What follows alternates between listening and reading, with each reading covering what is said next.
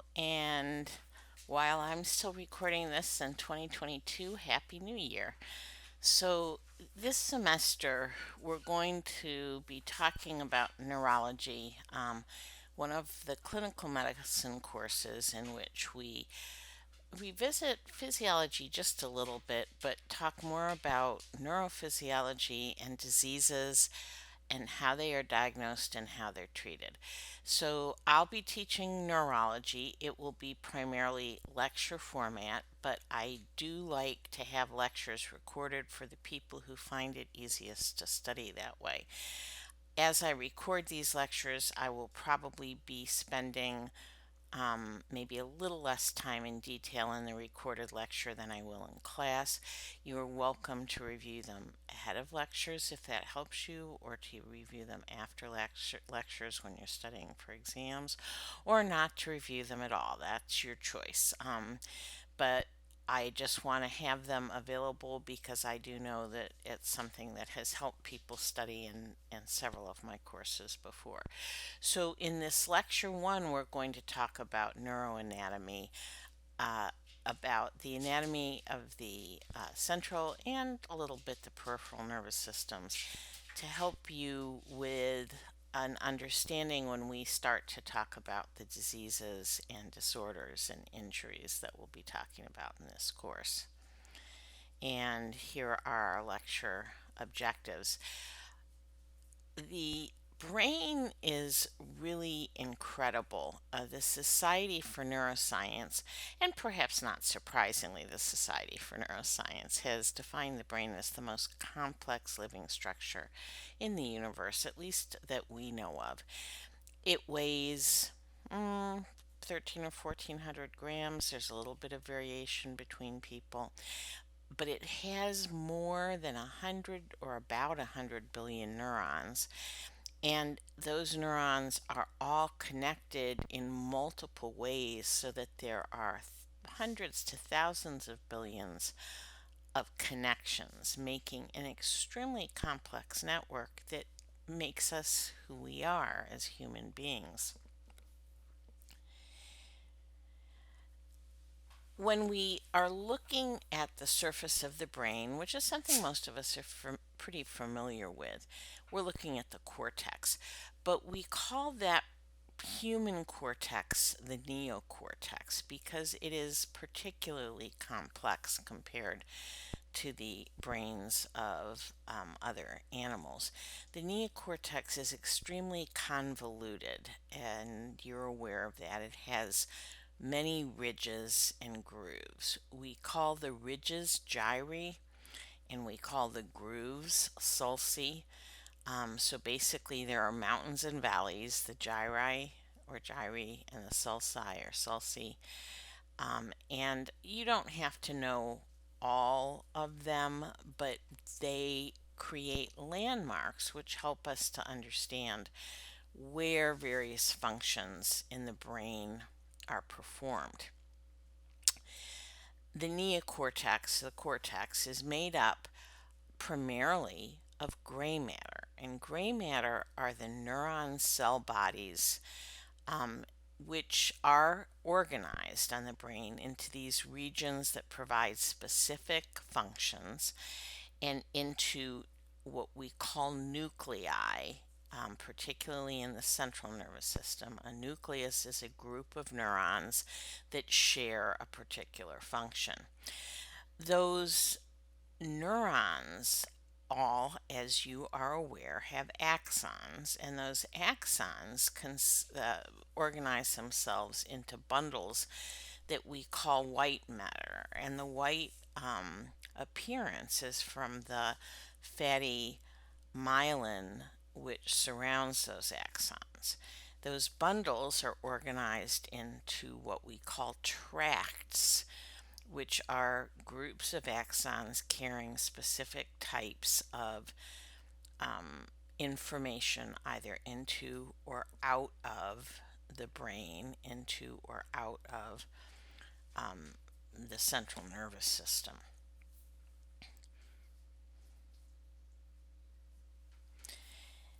The brain obviously has quite a number of parts, and we define the regions of the brain in a few different ways, but these are some of the main regions of the brains, and we'll talk about their specific functions in a couple of minutes. The cerebrum is the walnut. It's the main part of the brain that you see when you first take the brain out of the skull. It consists of gray matter and white matter, as we've discussed before. Within the cerebrum and kind of inferior is a part of the brain that we call the diencephalon. We'll talk a little bit more about these specific parts as we get to them.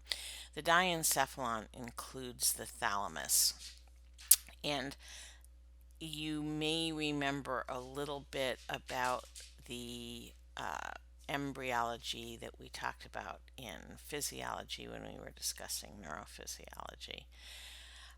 The cerebellum is a specific part of the brain that is posterior and inferior to the cerebrum, in which a great deal of the organization of complex movements and learned movements occurs.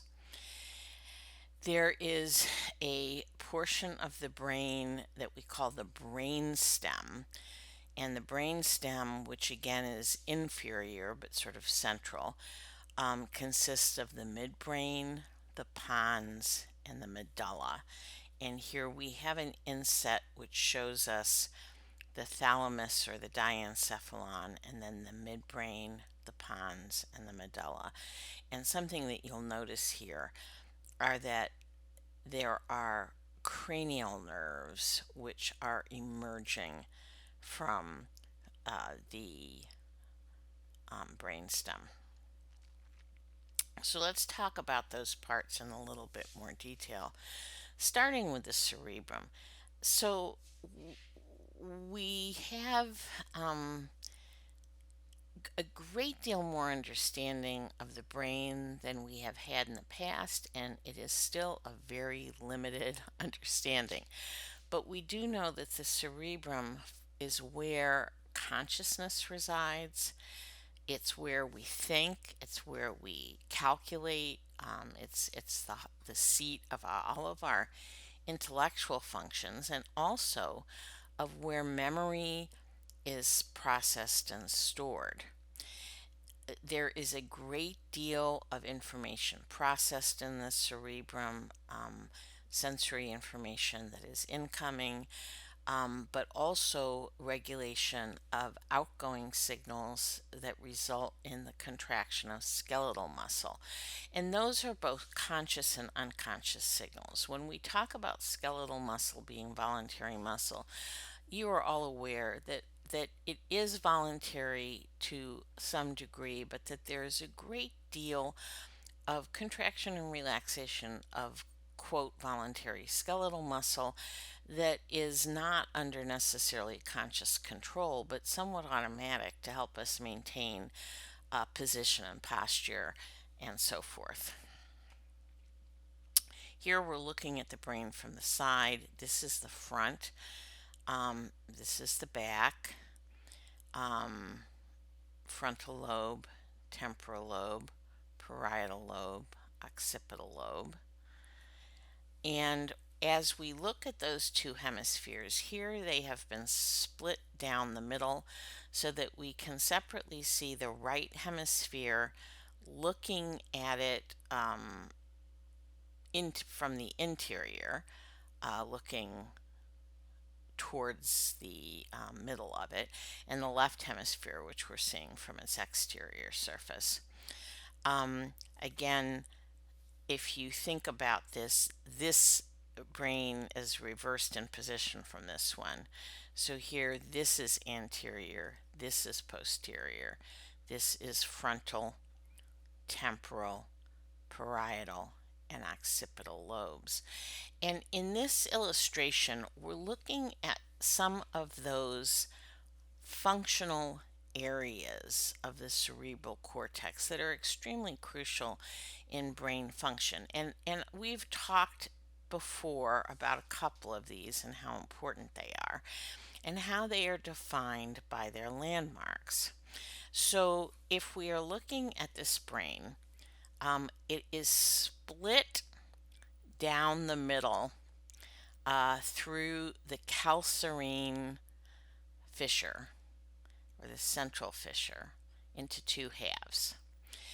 Across about the top of the brain, between the frontal lobe and the parietal lobe, is a fissure that we call the central sulcus.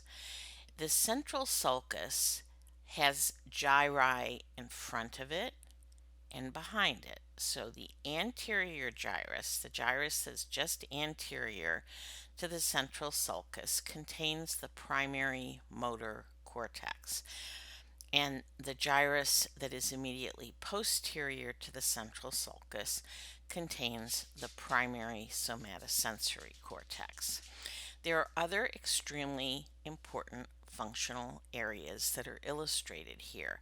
The blue area, or the primary auditory cortex, is inferior to the lateral fissure in the most superior gyrus of the temporal lobe, but also extending up into the parietal lobe. And the primary visual cortex is quite posteriorly in the occipital lobe and is illustrated here in this sort of teal color. The next functional part of the brain that we'll talk about is the cerebellum. So the cerebellum also consists of gray matter on the surface, cell bodies, and white matter interiorly, bundles of axons. But the purpose of the cerebellum is a little bit different. It is not generating primary motor signals, as is the primary motor cortex, but it is coordinating the motor patterns in our somatic muscles.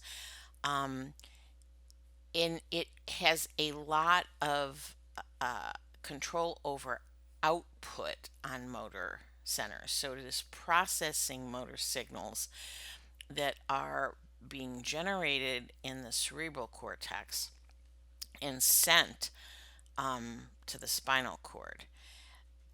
The cerebellum is also a site of memory storage, but it's where motor memory is stored. So when you learn to ride a bicycle, play a piano, dance, those movements that we learn and become pretty automatic once learned are stored in the cerebellum. I mentioned the diencephalon, which is really sitting quite interior in the middle of the brain,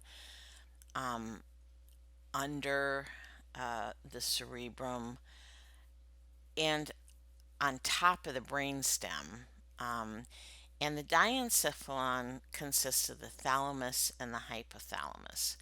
Now, when we talk about the thalamus, there are other functions, but the primary function of the thalamus is that it is a relay center and a processing center for all kinds of sensory information that is coming in, for the somatosensory information that's coming in through the spinal cord from the periphery, for sensory information including vision and auditory information. There are lots and lots of connections between axons and neurons in the thalamus. It is the site of the third order sensory neurons, and it is where information is processed, where it is relayed and sent on to its final processing sites. For instance, the auditory information will end up in the auditory cortex, the visual information will end up in the visual cortex, the somatosensory information will end up in that primary somatosensory cortex. And the thalamus is incredibly important for all sensory information. We've talked about the hypothalamus in a few places in physiology. The hypothalamus is part of the diencephalon. It is under the thalamus, which is why it is called the hypothalamus.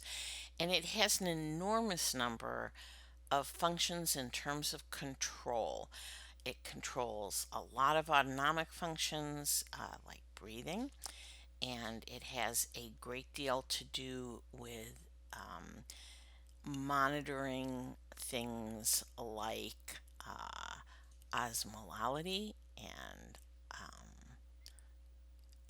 a pH, and with controlling, as I said, breathing. It has with I'm sorry, body temperature was the thing I was searching for there. It has a lot to do with our emotional control, and as you are aware, it functions as part of the endocrine system, making two hormones of its own that we would call neuroendocrine hormones, ADH and oxytocin, as well as making releasing and inhibiting hormones that govern the function of the pituitary gland, which is attached to it by a stalk that contains both vascular and neural structures.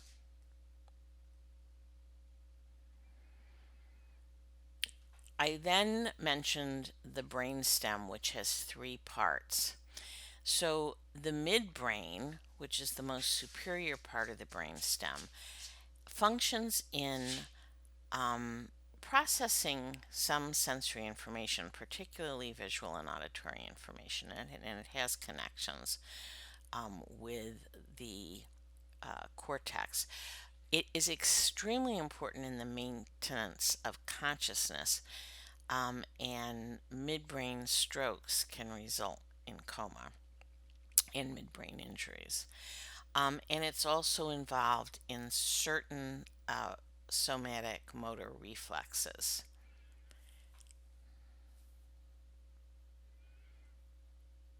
The pons, which is inferior to the midbrain and also part of the brainstem, again is involved in relaying certain sensory information into the thalamus. There are tracts that are coming through the pons to the thalamus where they will be relayed, and their synapses will occur to the further parts to the cortex. It also sends sensory information that is required by the cerebellum.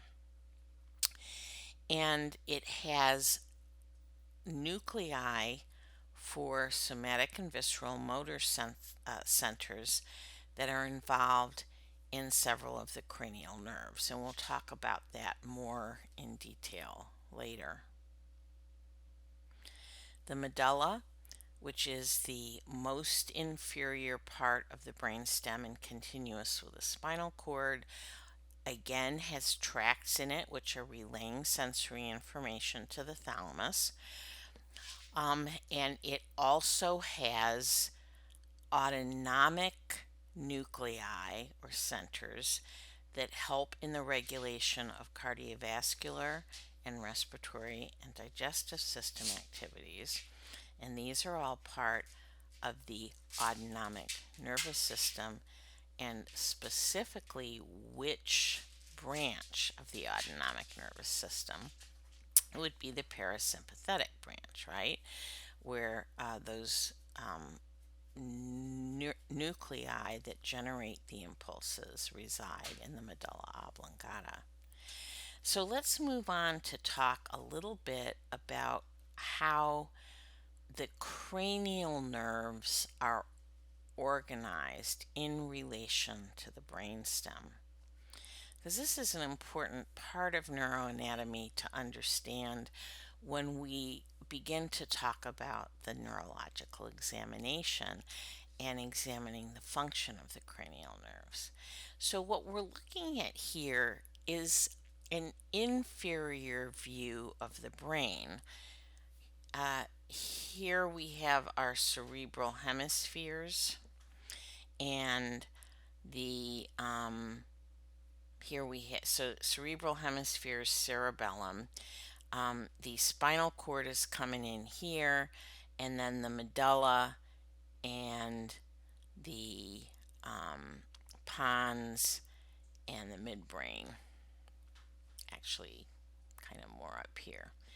So you can see that the cranial nerves, many of them are associated with the brainstem.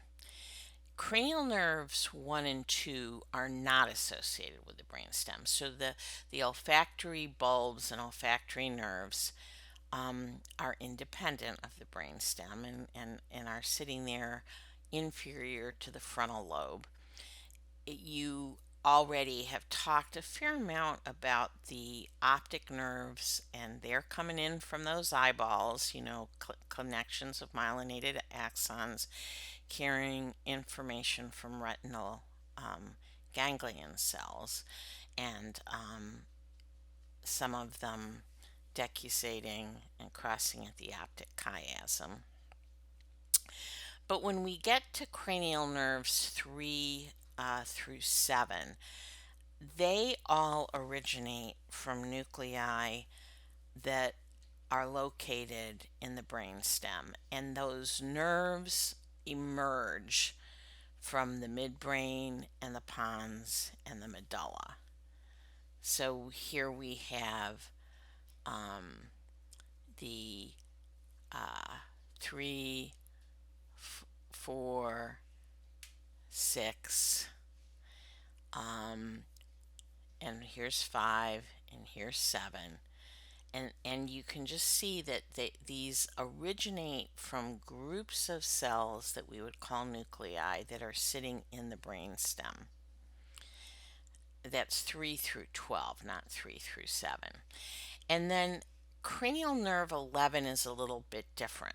So while we call it a cranial nerve 11 is really a spinal nerve. Its fibers have ascended through the foramen magnum and then take off from there as the spinal accessory nerve. And so probably from the anatomy of early dissections, it is considered a cranial nerve.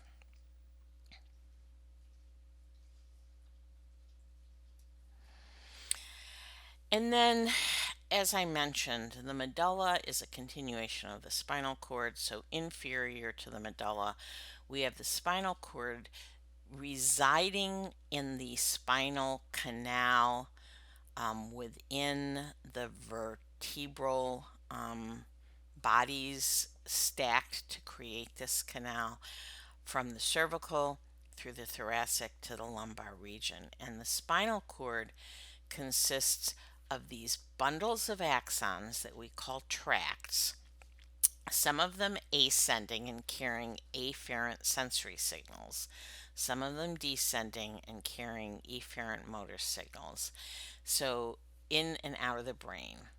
And then there are cell bodies. There are neurons that are gray matter. If you remember, in the cerebrum and in the cerebellum, we have the gray matter on the outside and the white matter on the inside. And in the spinal cord, it's kind of backwards. The gray matter is on the inside, and the tracts, the white matter, the myelinated axons, are more on the outside. And as we descend through the spinal cord, we see some differences in the shape and structure and amount. And as we ascend, you see more and more white matter because we are picking up and collecting myelinated axons from sensory signals, and we are taking down and distributing axons through spinal nerves to the somatic motor system. And so the spinal cord gets a little skinnier and it becomes structured somewhat different as we descend. You remember that the um, somatic sensory information comes in through dorsal root ganglia. So dorsal is back, right? And the cell bodies, the first order cell bodies are residing in that dorsal root ganglia with the receptors out here somewhere bringing information in. Whoops, sorry. Um, and then joining tracks which are going to ascend. The um, ventral roots are carrying efferent signals out to muscles that have come down from the brain. Remember that the autonomic nuclei for the sympathetic branch of the autonomic nervous system are residing in various parts of the spinal cord, and specifically they're the cervical spinal cord and the lower lumbar and sacral spinal cord. Um, you'll see that there's a whole lot less gray matter in the mid-thoracic spinal cord because we don't need those nuclei, and then it starts to reaccumulate when we get down lower. So the structure varies a little bit.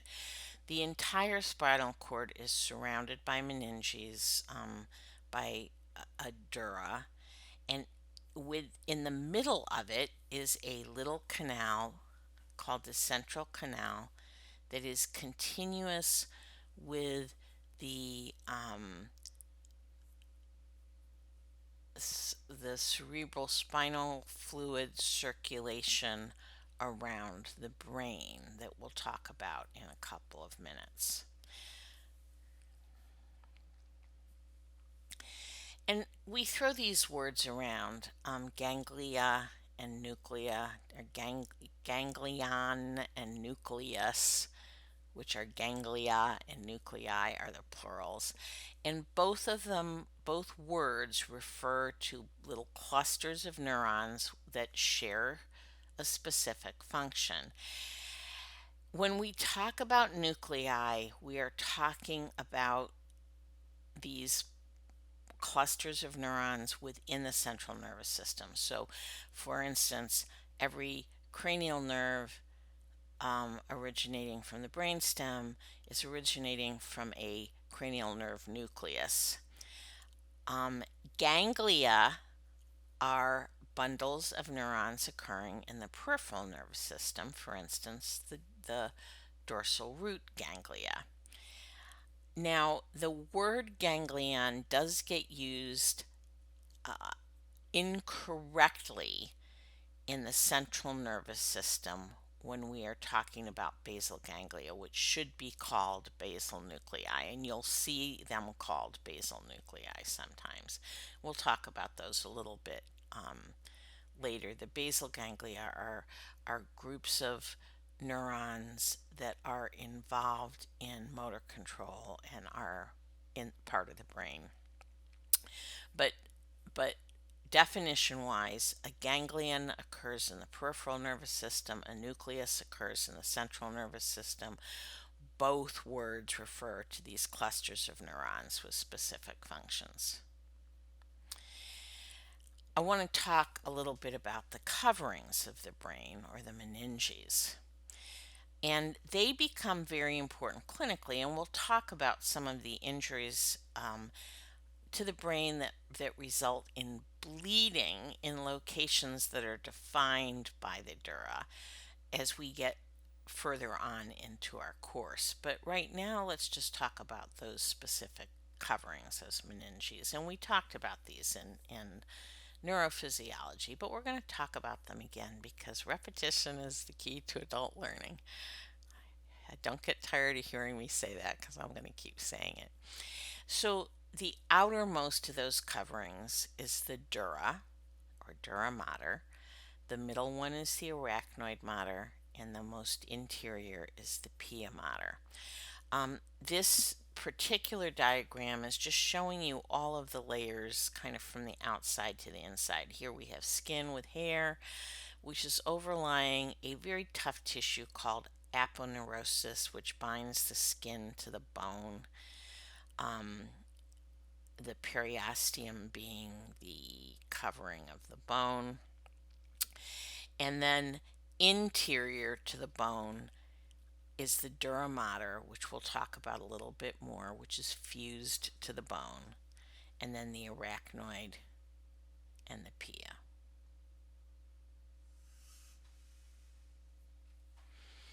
So dura mater means tough mother. I bet some of you have tough mothers. I don't know if I was a tough mother sometimes, but I'm a mushy grandma. That's just how it is.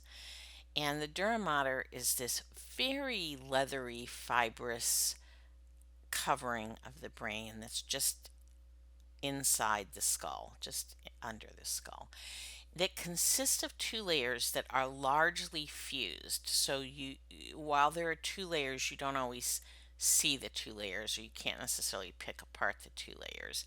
One of the layers is called the periosteal layer, and that's the layer that is fused to the bone. The interior layer is called the meningeal layer.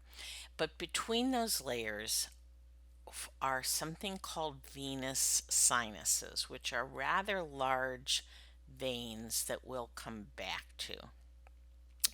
Once we get to the spinal cord, there is no periosteal layer, only the meningeal layer of the dura mater, but there is dura mater surrounding the spinal cord. There are folds or reflections of this tissue, this tough leathery tissue, that divide the cerebral hemispheres, called the falx cerebri, and that overlie the cerebellum, and that's called the tentorium cerebelli. So those structures between the hemispheres and between the cerebrum and the cerebellum are made of dura mater, and their structure is basically to restrict the motion of the brain within the skull, and particularly to keep the cerebrum from rotating when we turn our head. The brain is very delicate tissue, and as our head moves, sometimes forcefully, when we have sudden decelerations, for instance, we want to limit the amount of movement that the brain is allowed in order to prevent injury to the brain, to the spinal cord, and to the structures that are connecting various parts of the brain. And you can see in the falx here these blue structures, and those are venous sinuses. So the blood flow from the brain ends up in these venous sinuses and then being carried back into the central venous system through the jugular vein and the vena cava. The next layer interior to the dura is the arachnoid mater. It's a softer membrane, and it's sort of loosely wrapped around the entire brain. And the space that is between the dura and the arachnoid is what we call the subdural space. Since I told you that the blood flow, the venous blood flow from the brain ends up in those sinuses in the dura mater, there are veins that are leaving the brain on their way to those venous sinuses that are coming through this space. And when those veins are disrupted by trauma, we get bleeding into this space that we would call the subdural space, and that would be a subdural hemorrhage. And then the innermost of these meningeal membranes is the pia mater. And it's a very delicate membrane, and it is adherent to the surface of the brain. It's very vascular. There are lots of little arteries. There is a space between the arachnoid and pia maters that is the subarachnoid space. And central cerebrospinal fluid is flowing through this subarachnoid space and around the veins that are in that space and the vessels that are in that space. And then there are lots of little filaments that connect the arachnoid, which is sort of like spider web, um, meninges, and the pia. And as I said, it's very vascular, so arteries and veins. And there are a few places in the skull where there's enough space between these two layers, the arachnoid and pia, that CSF can collect, and those are called cisterns. So let's talk a little bit about cerebrospinal fluid. CSF is a clear, colorless fluid that is derived from blood.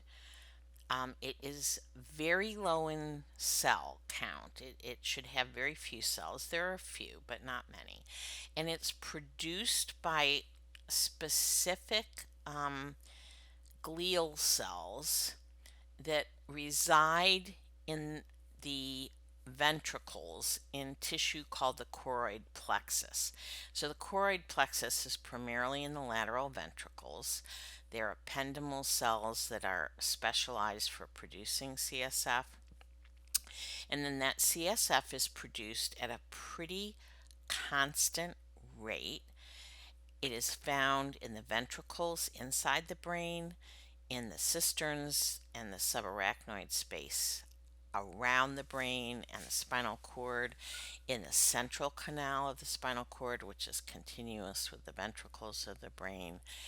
And as it is being continuously produced, it is also being continuously reabsorbed and maintaining an extremely constant and low pressure.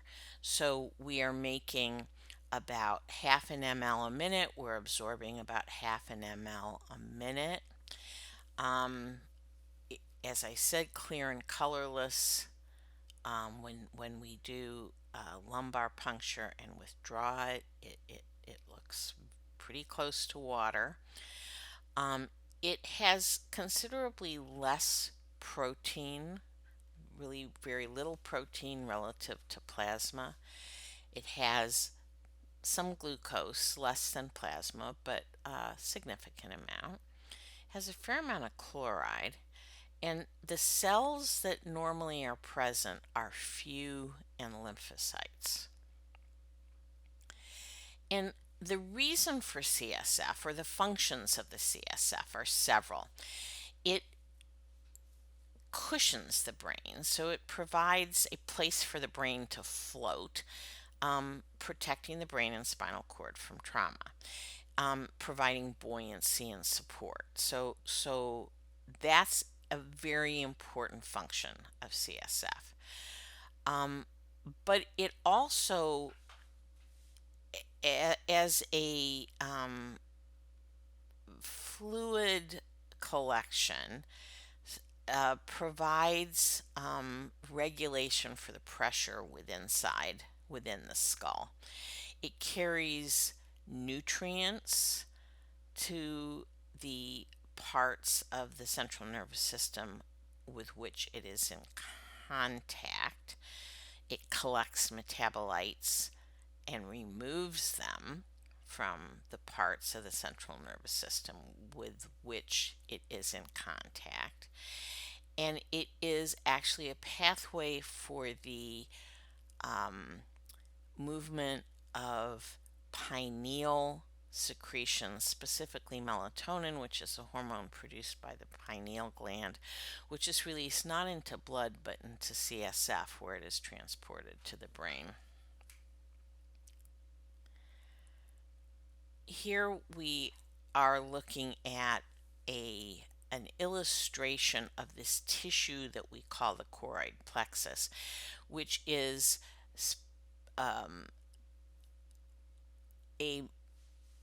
fusion of the pia mater with ependymal cells. Remember that ependymal cells are one of the types of glial cells in the central nervous system that we talked about, and the fusion of that around capillaries allow for the filtration of this fluid that then transports some nutrients and oxygen to the brain, cushions the brain, does all the things that we just talked about. So this is within primarily the lateral ventricle. And here we are showing the choroid plexus in the lateral ventricle. There's a little bit of choroid plexus in the third ventricle, primarily, as we said earlier, in the lateral ventricle. And this is a cross section of the interventricular foramen, showing those choroid plexus areas.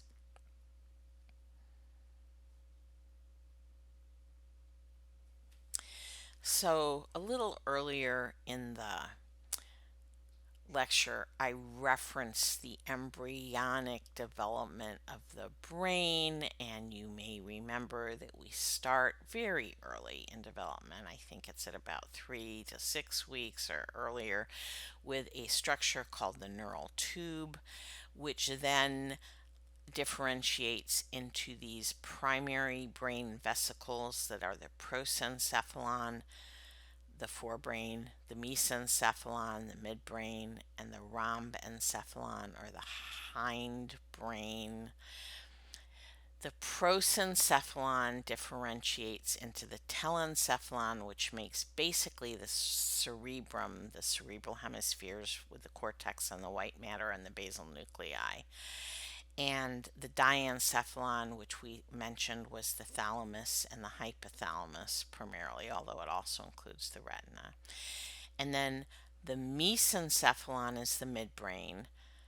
The rhombencephalon becomes the brain stem, the pons and the medulla parts of the brain stem, along with the cerebellum. And the ventricles develop within those adult brain structures from that very early primitive neural tube into the lateral ventricles here. Oops, I'm sorry, I'll show those in the next picture. The lateral ventricles, the third ventricle, what we call the cerebral aqueduct, the fourth ventricle, and the central canal of the spinal cord. And here we have the picture. So with our section kind of looking from the side of the brain, interior to the brain, we have these two C-shaped lateral ventricles that are connected by a tube called the interventricular foramen to the third ventricle, which has a tube called the cerebral aqueduct that connects it to the fourth ventricle connected to the central canal. So this is the ventricular system. And a ventricle is just a cavity within the brain that is filled with cerebrospinal fluid and lined with ependymal cells. And all of those chambers, as I mentioned, are connected because the CSF has to flow between them. But it also has to flow around the brain into the cisterns and subarachnoid space. So here we're showing again the lateral ventricles, the interventricular foramen, which is also called the foramen of Monro, the third ventricle with the aqueduct, sometimes called the aqueduct of Sylvius. The aqueduct of Sylvius is connected to the fourth ventricle, which has a tube called the foramen, or an opening, the foramen of Magendie, that allows for the flow of CSF into the subarachnoid space.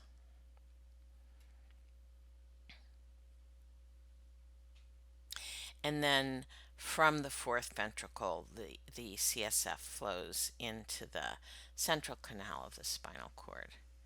So here you can see the central canal, which is lined with ependymal cells, but there is no choroid plexus. There's still a little bit of choroid plexus in the fourth ventricle, but mainly lateral ventricles and third ventricle.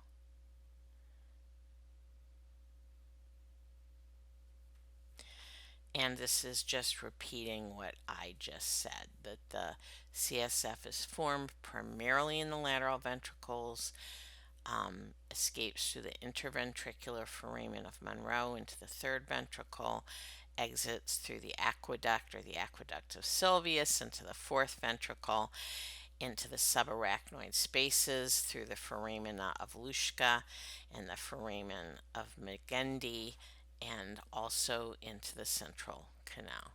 And so we have CSF flowing entirely around the brain, within the ventricles, around the spinal cord, and in the central canal.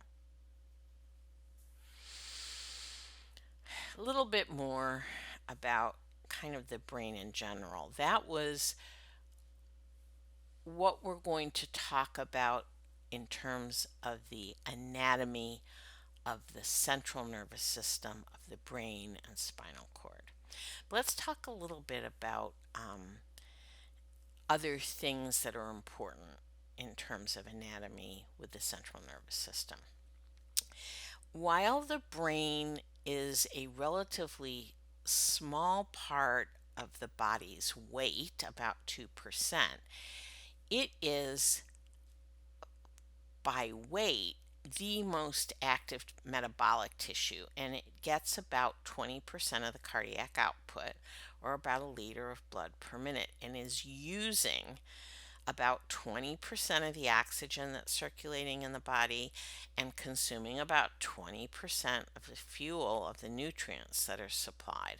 So the blood supply to the brain is extremely important, and anything that interferes with the brain's blood supply causes brain dysfunction.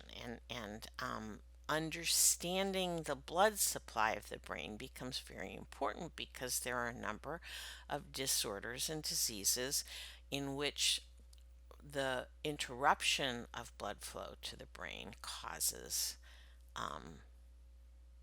really severe consequences. So here we're going to talk just a little bit about the blood supply to the brain.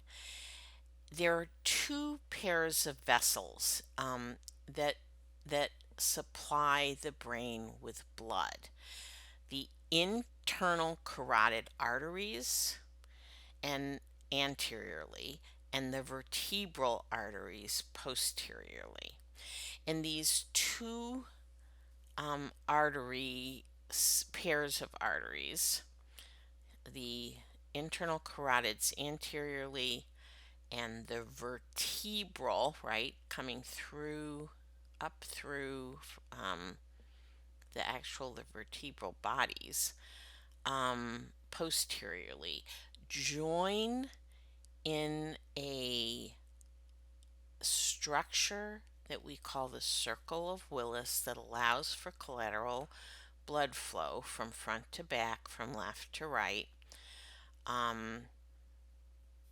and with assorted important branches supplying different parts of the brain.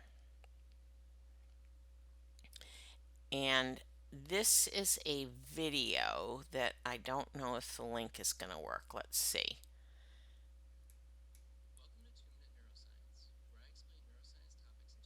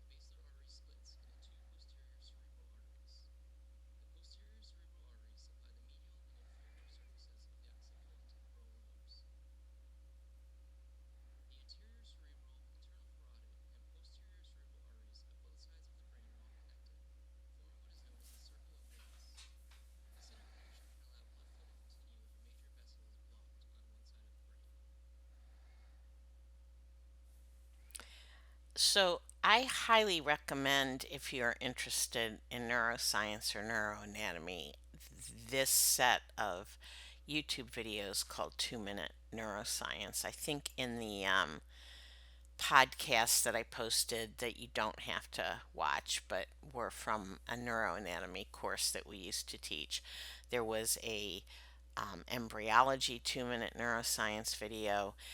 They're just very brief, well organized, well illustrated descriptions of important concepts. So here, obviously it is complicated. Nobody expects you to take that 2 minutes and remember it all. But understanding that is the vertebral artery coming in, that there is the two vertebral arteries which are joining into the basilar artery, that there are the two internal carotid arteries coming in, that their branches form this circle called the circle of Willis that allows collateral circulation, is extremely important. Also, remembering that the most of the blood to the brain is supplied by the internal carotids. That's about 80%. That the vertebral arteries provide about 20%. And that the structures that are supplied by various branches will be responsible for the symptoms that are caused by stroke or by trauma that interrupts blood flow from any of those branches to the part of the brain that it normally supplies. And again, here we have a picture, and when we're looking at these pictures, we are looking from the inferior of the cerebral hemispheres. We have our vertebral arteries coming in, joining into the basilar artery, entering the circle of Willis, where they join branches from the internal carotid artery that has come in here. And there are some very important branches that we'll talk about.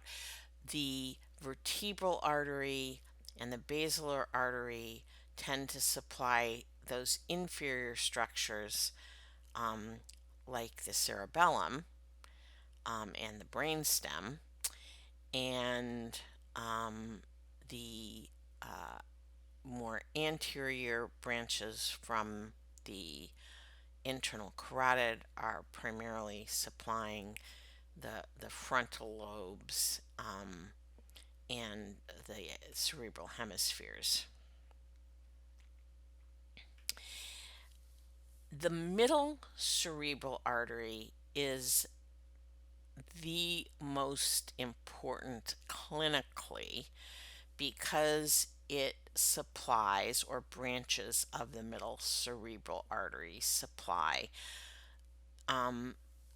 much of the blood supply to the frontal lobe, and particularly to the primary motor cortex, to the speech areas, particularly on the left side, Broca's area, to much of the parietal lobe, and specifically the primary somatosensory cortex, which is here just posterior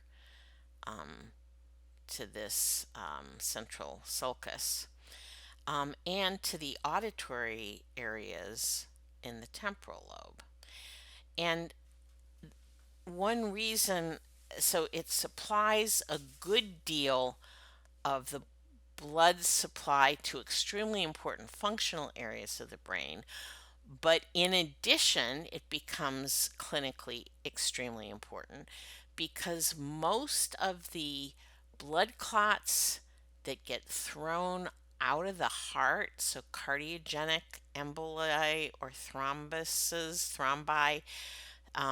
things like blood clots that form in the atrium due to atrial fibrillation, Those blood clots tend to lodge in the middle cerebral artery. 80% of cardiogenic emboli lodge in the middle cerebral artery. And embolic strokes are a pretty common cause of stroke. The anterior cerebral artery gets only about 10%, and the posterior cerebral artery gets only about 10% of cardiogenic emboli. So remember the middle cerebral artery, and we'll talk about that a little bit more when we talk about strokes. Another vascular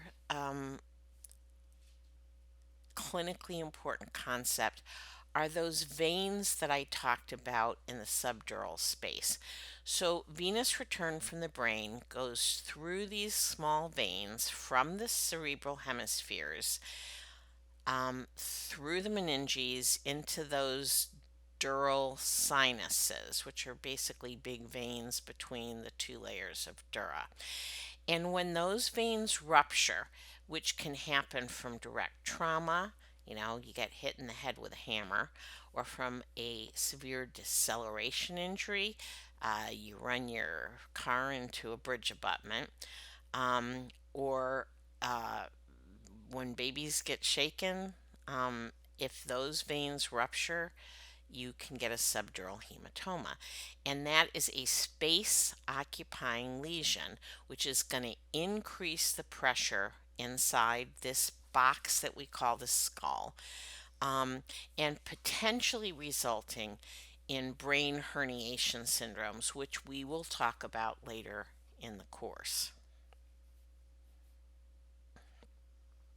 And here again, I think we looked at a picture very like this earlier, showing the dura with the falx cerebri and the tentorium cerebelli and those venous sinuses between the two layers. Another thing that can happen occasionally in those sinuses,